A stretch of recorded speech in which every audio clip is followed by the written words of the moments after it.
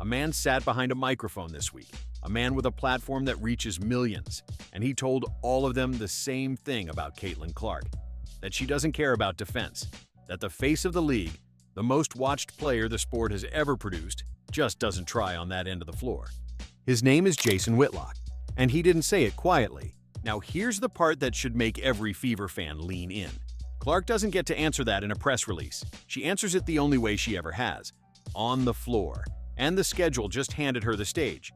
Twice this week, the Phoenix Mercury walk into Gainbridge Fieldhouse, back-to-back, with the whole internet watching to see if the kid who supposedly doesn't care about defense plays like it.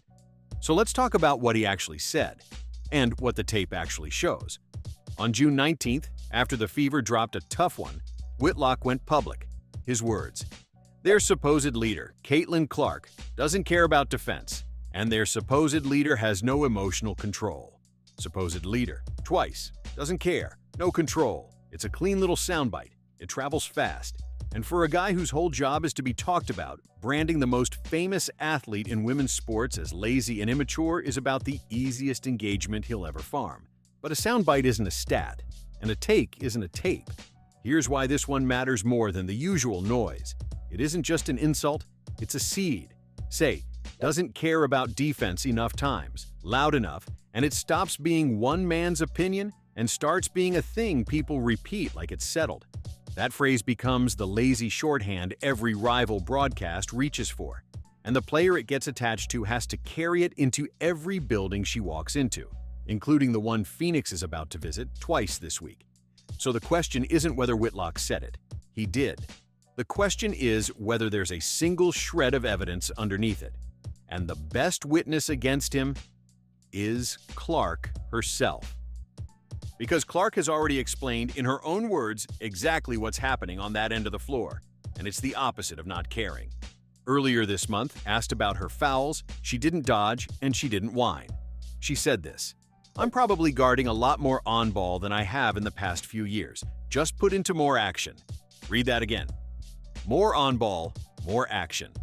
The fouls Whitlock points to as proof she's bad at defense are coming from the fact that she's doing more defending than at any point in her career. That's the whole trick of the smear. He takes the evidence of her effort, the contact, the fouls, the reaching, and he sells it to you as evidence of her laziness. It's exactly backwards. You don't rack up fouls guarding the other team's best option by not caring. You rack them up by being assigned to the fire and standing in it. And think about what that assignment actually means. Nobody hands their most important player a harder defensive job as a favor. You give the tough cover to the people you trust to compete for it. The extra responsibility Clark is carrying on that end tells you something simple. The people who evaluate her up close, every single day, decided she could handle more. You don't hand a bigger defensive load to someone who's checked out. Indifference doesn't earn that, effort does. And then she did the thing the no emotional control crowd never expects. She took accountability, out loud. There were a couple that were just dumb tonight, and that's on me. I can't do those. That's what owning it sounds like. A 23-year-old standing at a podium after a loss, saying the quiet part herself. I have to be better. That one's on me. No deflection, no theatrics, just the truth out of her own mouth. Picture the man who called her immature reading that quote. A player owning her mistakes in public is the single most mature thing an athlete can do. She did it unprompted. He missed it because he wasn't looking for the truth. He was looking for a clip. And while we're on the subject of what a player who doesn't care looks like, let's be specific. A player who doesn't care doesn't show up on the injury report 12 games in a row with a sore back and suit up every single time. She hasn't missed a game since the 20th of May. You don't grind through a back that won't quit night after night for a team that keeps coughing up leads if you've checked out. You do it because you care more than almost anyone in that gym. The effort he's mocking is the effort holding Indiana's whole season upright. Now let's put a number on the player he's describing as a problem. Through her first 15 games this season, Clark is averaging 21 points and 8 assists a night, second in the entire league in assists, and one of the best stretches of basketball she's ever played. Over her last 5 games, she's been at 26 a night with nearly 9 assists. Nobody coasts to that. She's carrying an offense, running a defense she's been handed more responsibility on than ever, and getting up every single morning on an injury report. suiting up anyway. That's the supposed leader Whitlock wants you to laugh at. And here's the part that should bother you the most.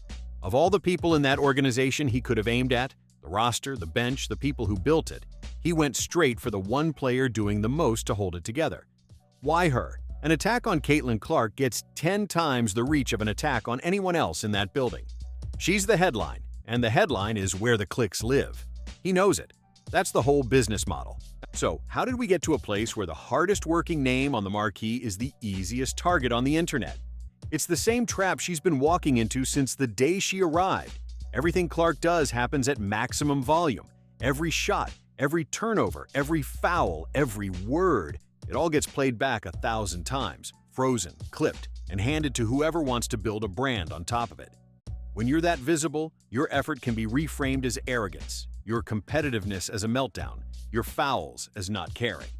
The very things that make her great become the raw material for the people tearing her down. And make no mistake, this is an economy. Outrage about Caitlin Clark is a renewable resource. There's an entire cottage industry now that runs on it. Clip her, caption her, crop the context out, and let the rest take care of itself. A measured sentence about a good defensive possession gets nothing. Doesn't care about defense gets a week of attention. Being right about her earns a shrug. Being loud about her earns a paycheck. And the louder the claim, the better it pays. Whitlock isn't the first to run this play, and he won't be the last. But the tape doesn't move just because the talking gets louder. The defensive assignments don't lie. Her reps guarding the ball don't lie. And a player owning her own mistakes out loud doesn't lie either.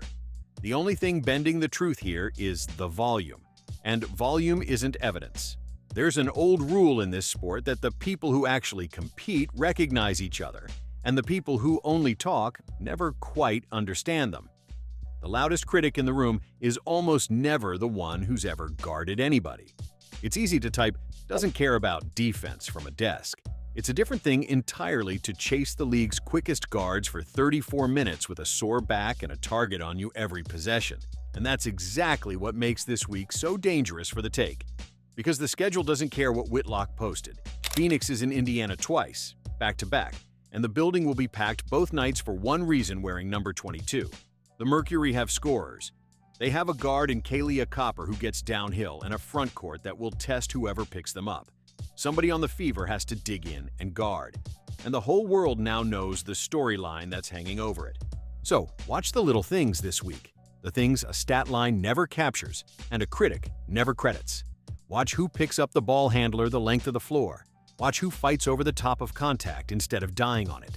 And notice who's still talking, still pointing, still organizing the defense in the fourth quarter of a game that's slipping away. Those are the tells. Those are the things you can't fake for 2 straight nights with the whole league watching. If Clark doesn't care about defense, if she's the disengaged, immature player a national platform just told millions she is, these are the 2 nights it shows up. And if she does what she's done all year, if she takes the assignment and competes the way the people inside that building describe, then the soundbite dies on the floor where it belongs, and the man who sold it has to find a new clip.